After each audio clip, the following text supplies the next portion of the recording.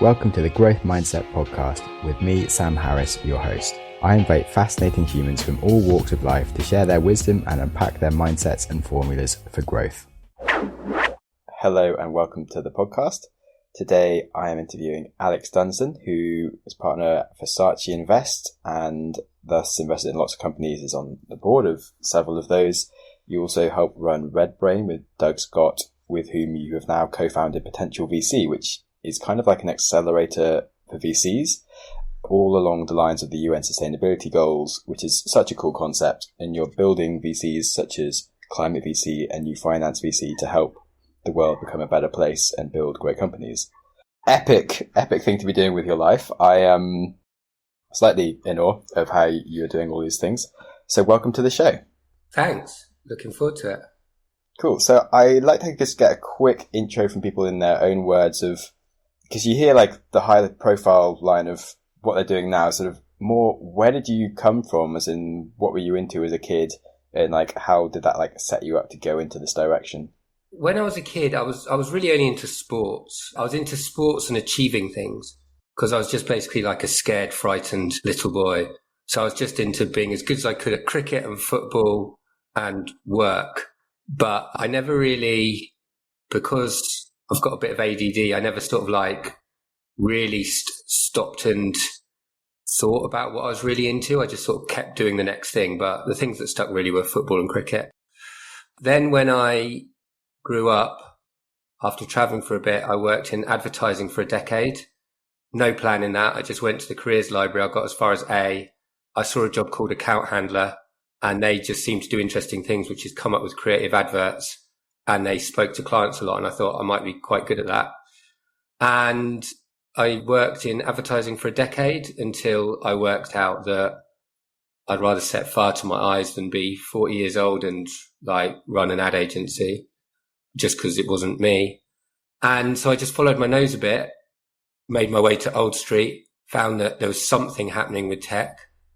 And just off the back of learning a little bit more than the Saatchis did, they gave me money to run the fund, Saatchi Invest. So I've been seed investing for about 8 or 9 years. I also started an innovation company called The Bakery with Tom, Sam and Andrew Humphreys, which I've now exited out of. And now I'm here at Potential, which you said at the beginning. So very non-planned, a couple of sort of phase shifts during it, which just reflected, I guess, my interest levels at the time. And there you go. That's it in a nutshell. Thanks. That's kind of interesting. I love how often we don't necessarily make huge sort of input into what like are the major life decisions. Like, I'm guessing you maybe thought a little bit more than like the just got as far as A in the book of jobs to go and do. But I really didn't. I tell you why. I was no good at critical thinking. Honestly, I know this will sound really crazy. Until the last 4 years, I've never stopped and thought about anything critically in my entire life. All I did, and I say this to a lot of people, is I just followed where my energy took me, and I was just ridiculously helpful for people. And I basically found out where felt good at the time.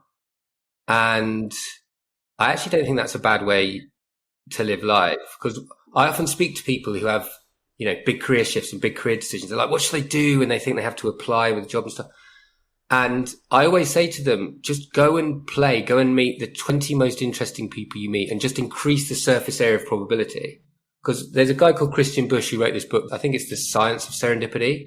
But we all live our lives as if there's a plan and as if it's linear. Whenever you speak to people and they go, well, how did you meet your wife? Or how did you get your job? They go, oh, it was a real coincidence. I was like walking up a lift one night and then I had the chat with Bob and Bob introduced me to James and I wasn't even thinking about a career in investment banking and here I am. Yeah. And for me, it's just surface area of probability. You just have to expose yourself to as many things as possible. And most people are so blinkered in their view of the world and not curious that they never, ever find the thing that they're encoded for or the thing they're meant to do because they get stuck on a track. But nice. The world is chaos. The world is serendipity. The world is lots of dots to bump into and error correct from. Yeah, definitely. So like the more potential things that you're exposed to, the more potential that is going to be the right thing. The same as in you're investing in companies, you're supposed to try and invest in like 100 and one's going to be like huge, as opposed to expect that you're just the best investor ever and you'll invest in 5 and they'll all be amazing. So you spent like the first 10 years doing advertising. Do you think that you maybe could have spent that being a bit more like changing every year or something? And do you sort of regret that in some ways? Or do you think it was good to be in that area for so long to realize that you really were going to burn your eyes out and had to sort of go in this other direction? It's a really good question. I often think back and go, if somebody had told me how my brain worked and had, shown me some kind of path in the world that showed me what an entrepreneurial world looked like, or that there were other things out there, I often think, wow, I could have learned so much more. Because I never really learned anything properly. I actually, because my brain didn't work things out properly, I just learned things by memory. So I do sometimes think about, oh my goodness, if I'd have been pointed the right way and found inspiring mentors and understood who I really was, that's actually probably the biggest point. Who are you really, Alex, rather than this chameleon trying to get on with everyone and please other people?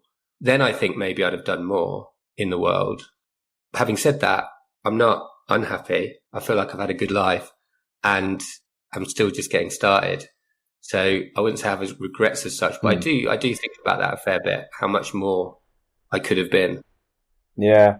It's like a standard human thing, and certainly on the one side, I feel super lucky that I started a business when I was 20 at uni, because I was kind of bored during a revision period and I felt like I needed to be doing something that was hard, but not revising. And so I ended up writing business plans, sort of a business competition, won it and had to start a business. And then since then I've been running businesses.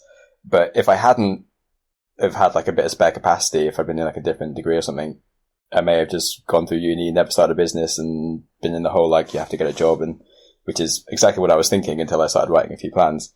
But maybe a few months later I would have found someone else, who knows. So one side, it's super lucky, but also I'm like, maybe I spent the last 10 years not earning very much money, doing the kind of the wrong things, and could have been better and more happy and actually taking the time off when it got to like the evening and had a weekend and that kind of stuff. Because currently I'm like, the idea of taking a day off on the weekend feels like a holiday and could be a bit more relaxed on myself. So it's whatever you're doing, you can always question it, I guess. That's interesting. So I guess, what was the thing that made you realize that you were kind of doing it wrong after sort of 10 years, that like this wasn't right for you, that you hadn't realized beforehand? It's just a feeling. It's a feeling where you go, I just don't want to get out of bed and do this anymore. Like, I don't think it's rational. I think you're just like, this is shit. And it's mixed with fear about what's the other side. Like, I sort of laugh at it now, but I was like, what if I never get a job again? Do you know what I mean? And that was just like a job. And, because all I had to compare myself to a few managers above me in some advertising circles. And like, there was a world, like, it's comical how little I saw of the actual world back then. Yeah. So anytime I've made a big shift, it's an energy shift. I just cannot motivate myself anymore, and I'm done. Do you think you would kind of call it burnout? No. Right. So back in advertising, I did sort of burn out. I got divorced and got made redundant at the same time. So I don't think that was... Doesn't sound great. No, but I got... I don't think it was burnout, although looking back, I used to work till like 2 o'clock in the morning loads, because that's just what people around you did. So you didn't really question it. But I wasn't burnt out from work. What did happen was that at the age of 30 or whatever it was the first time I really failed at something societally, or society would have seen me as failing. And because for a decade in my work, I'd always achieved and got promoted and whatever, I'd put a lot of my self-identity into work. So when the work failed, I failed. When the work stopped, I stopped. So I was like anxious for about 3 months. And I was like, what's happening to my head? It feels weird. And then it was all right. And I just started doing venture instead. But that feeling of the first time I'd really failed really hit me because I think it was because I didn't know who I was. And I put all my identity into my work self. And it's like, if that's not good enough, I'm not good enough.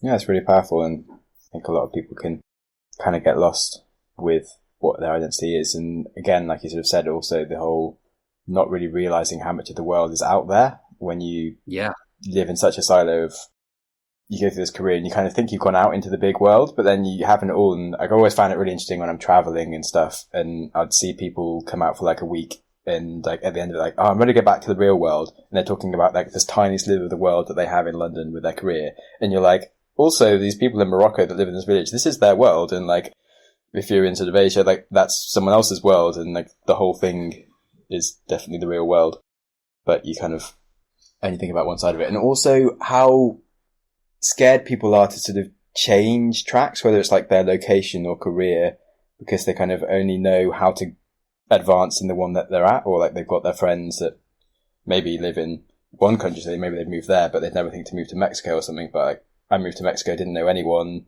picked a random village on a map, and within a month had like lots of friends and was like just as happy living there as I could have been in a different one. But I still find it really hard myself to move to somewhere where I haven't got friends already moving there, kind of thing. So. Well, it's because as humans, we fundamentally need three things if you strip it all back.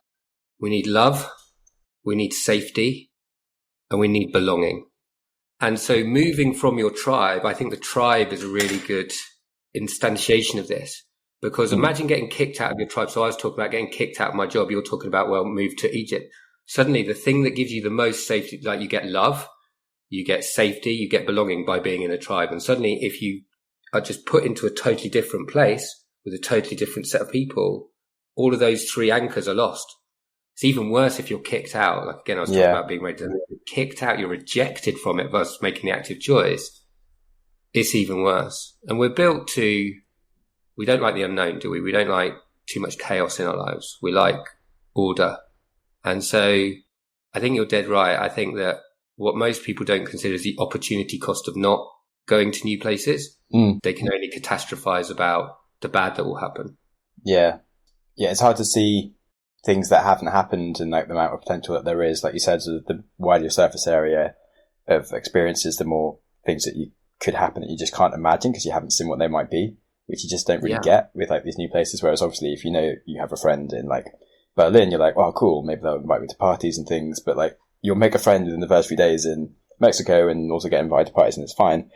But it's interesting what you said about tribes around starting a business, because when you start a business by yourself, it's pretty lonely, and if you don't really have anyone to hang out and do things, it's really hard. But I think that's one of the benefits of like accelerators or something, is it does give you a sort of tribe of a bunch of people doing something similar, where you do suddenly start feeling like you belong and you have some like love and safety and stuff going on, which just the way you explained that kind of hit me as a thought. I just felt like saying that. No, it's true. No, it's like, you know, and it's also a bit of memetics. We want what other people want as well. So, you know, if you've got a lot of other people who want the same thing, success off an accelerator, and you can go there and you can all share your experiences, then you're right. It helps take the edge off the loneliness of the whole thing. Yeah, definitely. It's really nice to be in, well, it literally is like your tribe, because you sort of notice a difference when you're trying to build something and you're constantly sort of thinking about like how to change everything, and you're around people that are just accepting what's going on. You just feel like a weirdo, and people tell you to stop like messing around. And then when you go to like an accelerator, you're around all these sort of slightly conventional weirdos who are just sort of trying to change the world and stuff. You're like, oh, I'm in the right place. And it's great. It's a good feeling. It's huge. I once wrote a blog post about finding my tribe. Like I could have like just carried on living in South London, like being around advertising people who were kind of cool, and I still love them to this day, but they didn't feel as natural a home to me as being in entrepreneur world. It just feels like more of a home. I like that description. So that is something I definitely feel with some people, that you haven't known that well, but then you hang out with them or something and it's just, you don't really have to think about how you're coming across. It's just really comfy. Yeah. And then there are other people where you're sort of constantly always guessing a little bit of like what they're going to think when you say something, and you're not quite sure what to do with yourself. But yeah, coming home is a nice one. One of my resolutions at the age of 40 of what a successful life looked like is spending zero time with anyone I didn't want to spend time with. So on the basis that life isn't a single player game, time is the most precious gift we have. The single greatest gift I figured was if I could spend every single moment of every day with people I wanted to versus the ones I didn't. And I've been remarkably lucky that that's pretty much been the case so far. And I think you're just more aware as you get older You're just better at filtering, and just going where the energy's good instead of where the energy's bad. And there's enough people in the world, I believe, where you can do that. Yeah. Because so many people. And so many people. Yeah, you sort of don't put yourself out there enough. And yeah, it's a really interesting concept. I like the way you describe it as well around a single player game, and the fact that you sort of get the way you're just ability to understand people and yourself as you get older is really interesting. But could you explain like life as a game versus a single player game or multiplayer game a bit more? Because that sounds kind of interesting. Yeah, I think it's just like life is just simply the things you create with other people. Memories, emotions, actual things. Unless you're going to become a monk, it's pretty lonely to just go and do things on your own. And so, again, this is just the way that I just naturally think about the world because it's the way I'm built. Like, if you just go out and you just give to loads and loads of people, like life magically works out. Just go and be helpful, go and be nice, give them time. And to be honest, I can only really speak from my own experience. That's basically all I did with no plan. That's all I've done. My two skills have been through fear, frankly, just going and giving energy to other people and then attaching myself to the kind of people who give me the autonomy and freedom to be me. And the guys at Saatchi did that. Doug does that with me at Potential. And so I'm really, really grateful to be able to find those environments, which I think are quite rare. But if I've got two skills, I think it's that giving energy and finding people who let me be me. That's a really nice formula for life. And I certainly agree on the whole life is something that you just create every single day. I wrote this blog post around, I don't think it's actually that original now in hindsight, but sort of if you think of yourself as literally like an author who's writing like the book of your life and each day is a page kind of thing. It's like, it's sort of you have to read this book whether or not you want to, and you may as well try and make each page as interesting as possible. And if you make it interesting enough, other people might want to read it as well. And when you have like two options come up in the day of do the exact same thing as before, or like do something interesting because it's like, there's just a chance it's coming, it's going to go, like take the chance kind of thing. And yeah, in terms of life as a game, it's just be more curious and do interesting stuff. And then same on like, you definitely get things from just giving. I feel like it's almost a selfish strategy of being bloody lovely, and it's kind of absurd, especially I think it's something I really recognized from, I did like the 10-day Vipassana where you spent like 10 days with yourself really thinking about things and like just understanding where I'd kind of cut myself off from being a little bit hesitant on being nice or sort of being concerned about what I might be losing and stuff. And then realizing that actually now I find it like really stupid. Like, when people do things where they're kind of being selfish and stuff, and you're like, but you're just hindering yourself from like all the potential things that could come your way. When people get angry or anything, it's just, yeah, I kind of think of them as like a bit dumb and not like that able to understand what's going on in the world, which is a hard one to really necessarily explain to people, but it's just, it took me a lot of time to work that out in myself. Yes. So here's an example of a doctor join. So yesterday evening, I spoke to a girl who is, I always call it, she's coming apart. She's at that moment where on one side, she's like, must achieve, must do career. On the other side, she's like an artist and creative and like that.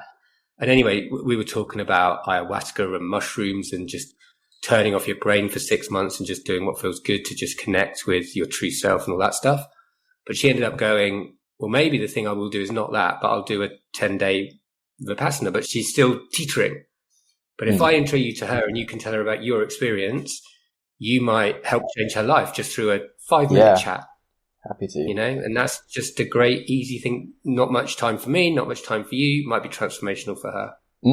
Yeah, I love doing that. There's lots of ways that aren't that much effort where you can really help.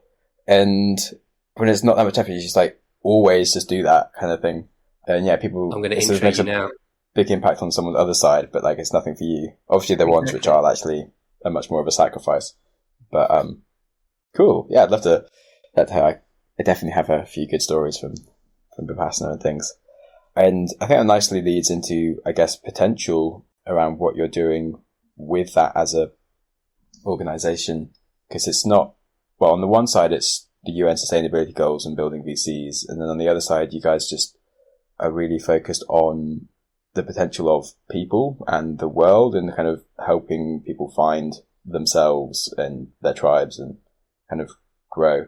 So can you sort of explain like how you came to that concept? 'Cause I know Doug used to do lots of investing and then got a bit bored, but you can do it in your own words before I do everything.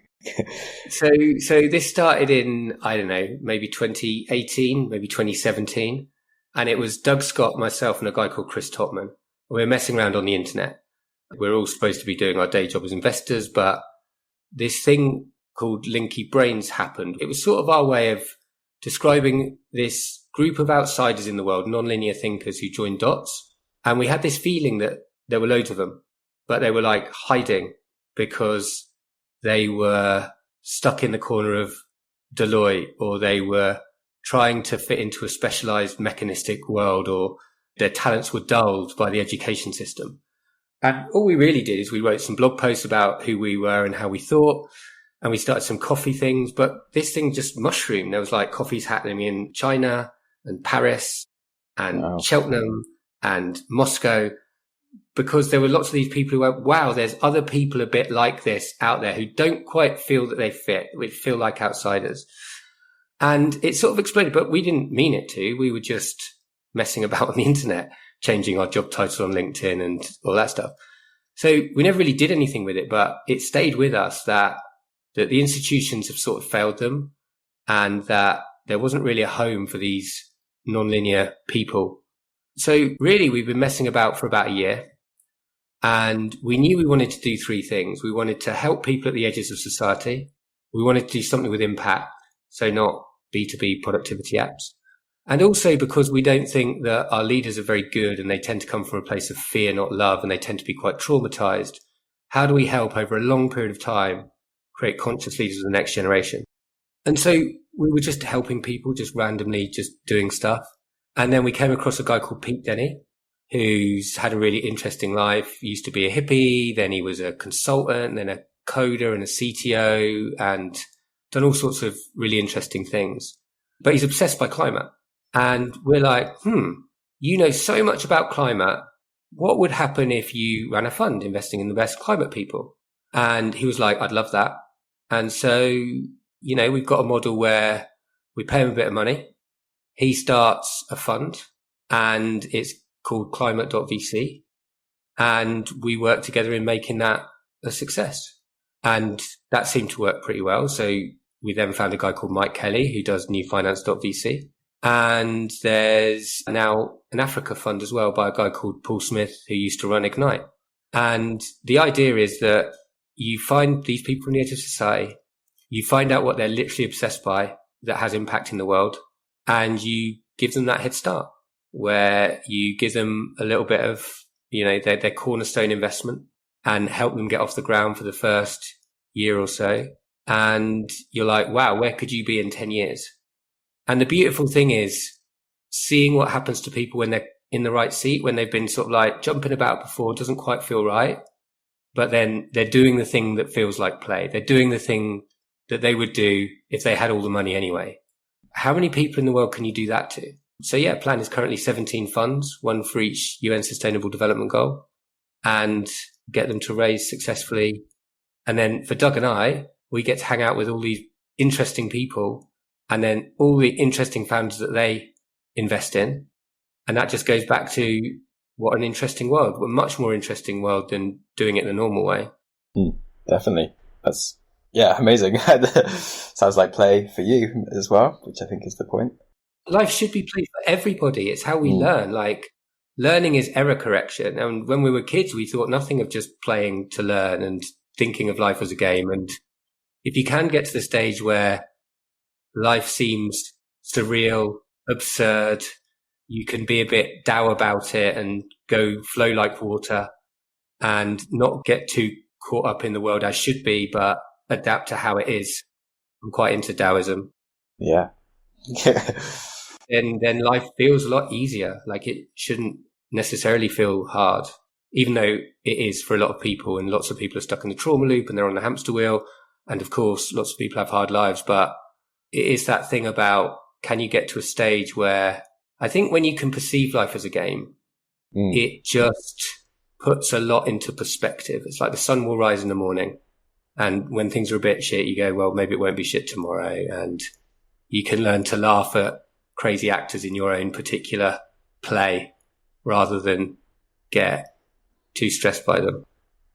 Yeah, that's a really powerful way. And I think there's the whole prevention versus promotion mindset, which I think that really leans into, as in you can go through life trying to prevent problems from happening versus expecting, like, or trying to find, like, just being open to the chance of things being the best and not really worrying about, like, the odd failure. And yeah, when you sort of just treat life as a game and there's new opportunities that you haven't thought of yet coming in every different area, it's much more enjoyable. And take the whole thing less personally as well. Like, the whole ego, I guess, is a big part of that, which is a super useful thing from the Vipassana, which is mostly around, like, loss of ego. And you get, after like 10 days of just being in your body and not moving and trying to get used to, like, your body just doing all these crazy weird sensations and pain and things, you sort of like leave your own body and like look down on yourself and you're like, what is this thing that I call Sam Harris, and what's this point on here? And you get very detached, and it's like, well, it doesn't really matter like what he's done with that thing or that thing, and it's much easier to not really care about things that go wrong. And that's super powerful, I think.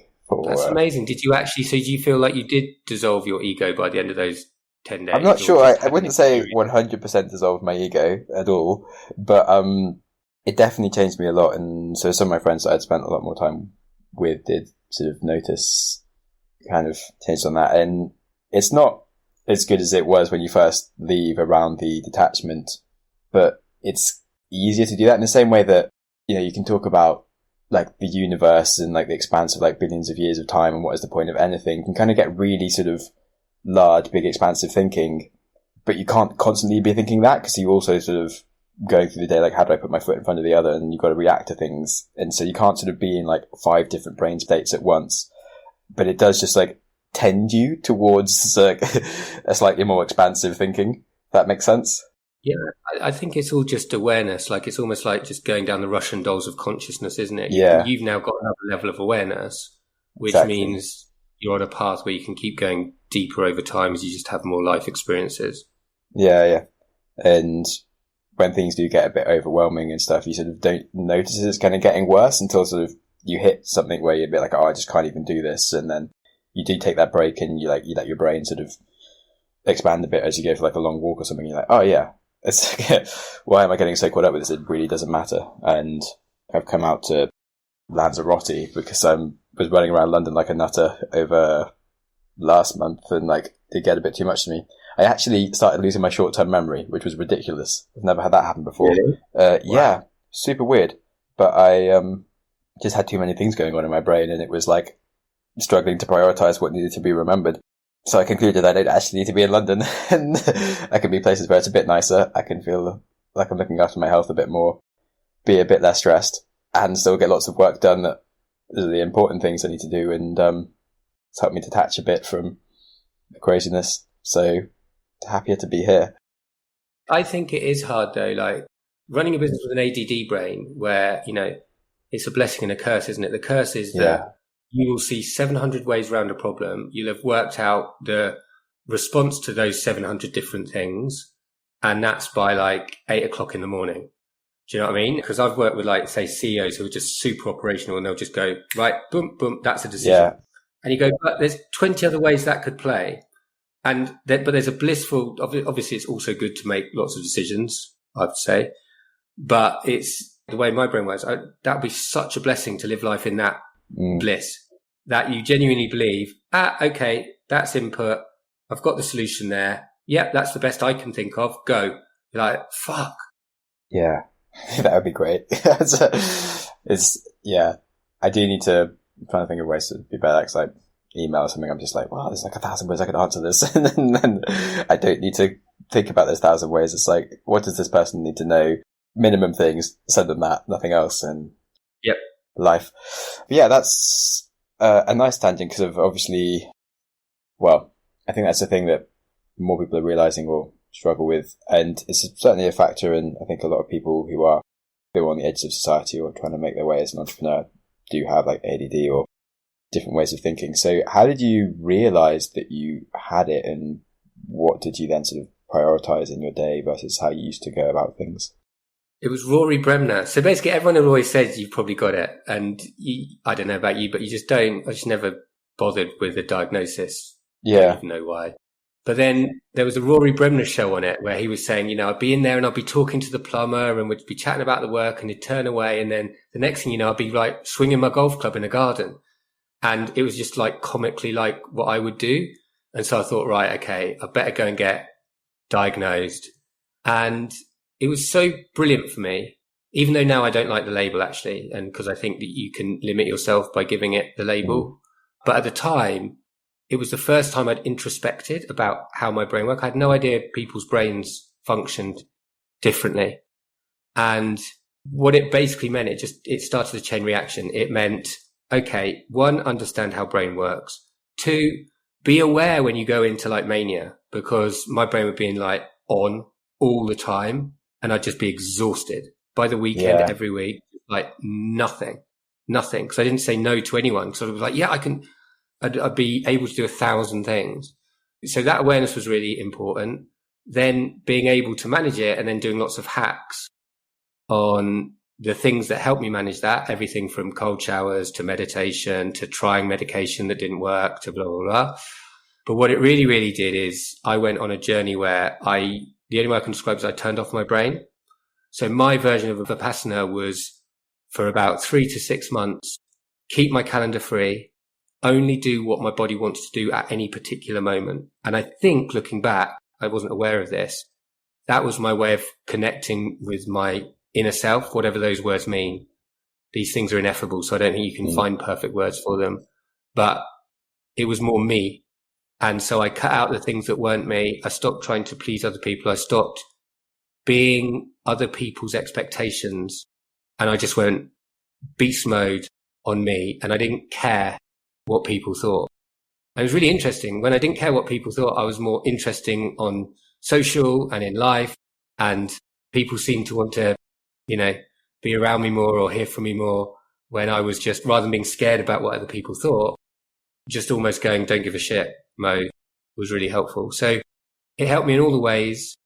I went through this battle of like, should I go there, which is unknown? We talked about that at the beginning, doing all those things that I talked about, leave the job I was in and all the scary things that ensued. So one side of me was going, stay where the money is, be super rational, don't be crazy. But the other was go crazy as fuck, who cares? And so I came out the other side, I guess just feeling more aligned and serene, knowing me more, knowing more of what I want in the world. And it just seems life is simpler and less noisy now. It's not perfect, obviously, but it feels less noisy. Nice. Definitely sounds like it's more fun and suiting you. So I guess obviously you take meetings now, but how did you manage then being able to start a company that starts VCs and things in a way that sort of works for your new schedule and allows you to do all the things that... Again, I've found a gang of people who let me be me. Like, you can be the same person, you can be put in 2 different environments and think you're Superman or think you're an absolute twat. And I've been in those environments. I've been in environments where I feel protected and loved and like I can fly, and ones where I honestly just question myself and just go, I'm obviously rubbish. And that just gets me into a spiral of ugh. And so I think it just goes back to finding the right people around you. Doug and the gang at Potential, just very aligned about the values and what we see in the world. And I think it's created a good culture. And it just feels like it's the kind of culture where people can be them and they can do what they're best at and not worry too much about what they're bad at. Yeah, sounds amazing.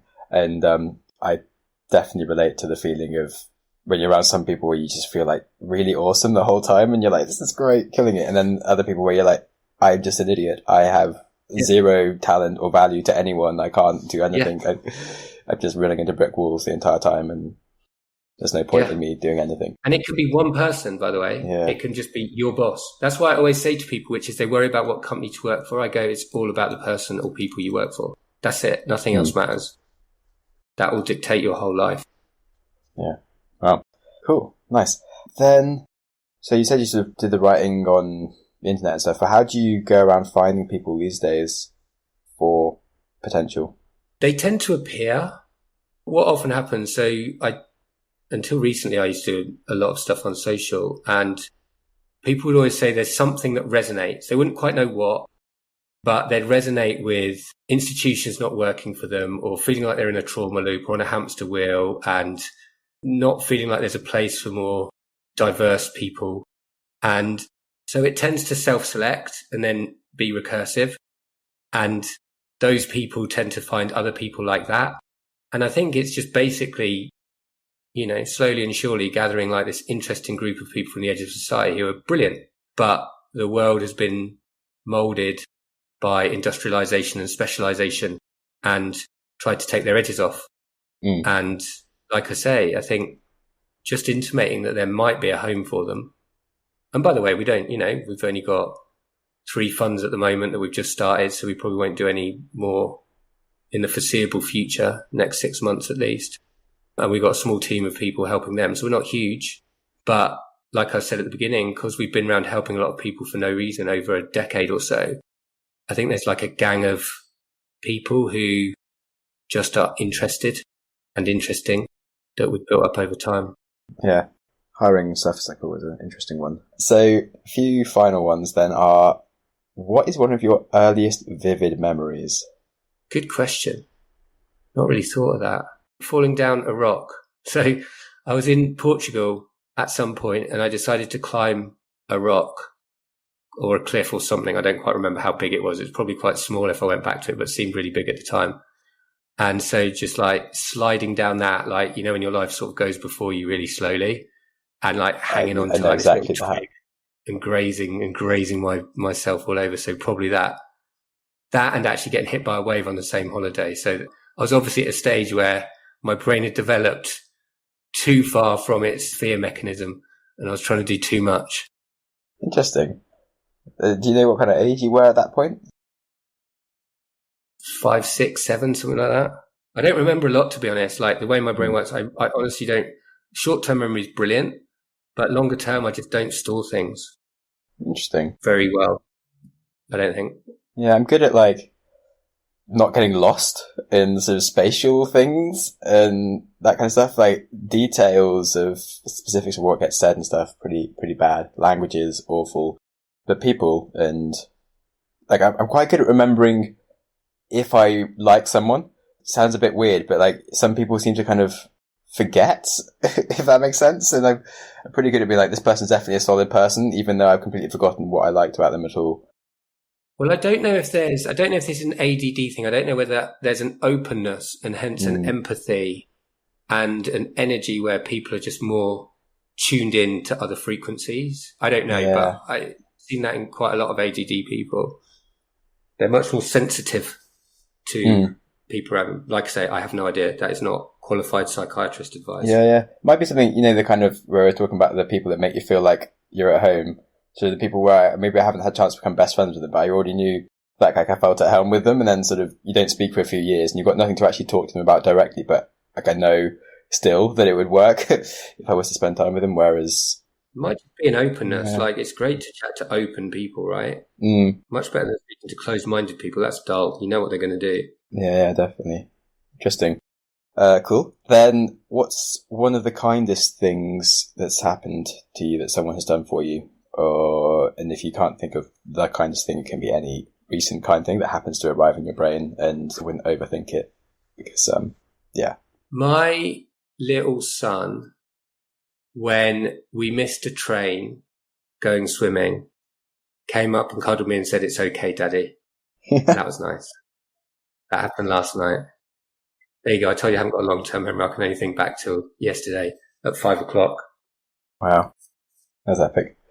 Cute. Can't wait for kids. And then, finally, any imparting advice? I think you probably covered this, but just as like a short sort of maximum 1 minute of what you tell yourself if you could at 20 years old kind of thing. It would literally be that thing. I would tell everyone as a thought experiment, just give all your energy to other people and just go and help as many people as you can and watch life secretly, magically work itself out. but without too much of a preordained plan. Cool. Let the magic of chance do its work and see where you end up. I like it. I definitely think it's easier to sort of, instead of having like a strategy of exactly want this, you kind of just get beaten by the waves of life, as opposed to a strategy of how to react to life and then surfing the waves kind of thing. Yes, it's almost like expose yourself to all the waves, see where the waves sort of buffer you to. It's like having a fixed plan. Everyone says have a fixed plan. And yeah, true. If you know you want to be an Olympic gold medalist, then, sacrifice everything, single-minded on the goal, absolutely. But not everyone's going to be in the top 0.1% of things in the world. And so I think no one ever teaches you to just wander in the woods and see where it takes you. And I think more people should, because I think lots of people are very unhappy, and I think life works very well for them. And I think they're told a lot of stories because we're just narrative sponges, which make them feel like they have to have a plan, they have to have a goal.